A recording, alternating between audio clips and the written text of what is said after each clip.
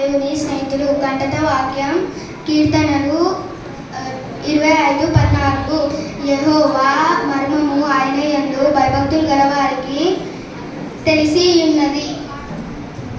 రెండవ రోజు పాఠం పేరు దేవుడి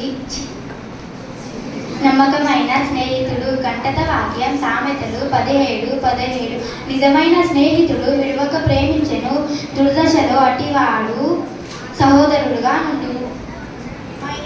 నందిని, నేను జూనియర్స్ నుంచి వస్తున్నాను. మూడవ రోజు పాఠం పేరు దయగల స్నేహితుడు. కంటత వాక్యం ఎఫెసీ 4:32 ఒకరి ఎడల ఒకడు దయగలిగి కరుణాహృదులై క్రీస్తు నందు దేవుడు మిమ్మును క్షమించిన ప్రకారము మీరును ఒకరినొకరు క్షమించుడి. 4వ రోజు పాఠం పేరు నిస్వార్థ స్నేహితుడు. కంటత వాక్యం ఫిలిప్పీ 2:3-4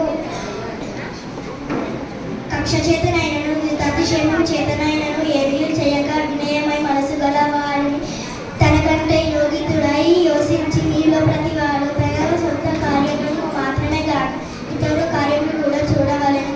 5వ రోజు పాఠం పేరు ప్రార్థించే స్నేహితుడు. కంటత వాక్యం 1 యోహాను 5:14 ఆయనను బట్టి మనకి కలిగిన ధైర్యం ఏదనగా ఆయన చిత్తానుసారంగా మనం ఏదడిగినా ఆయన మనవి ఆలకించి అనుమతి.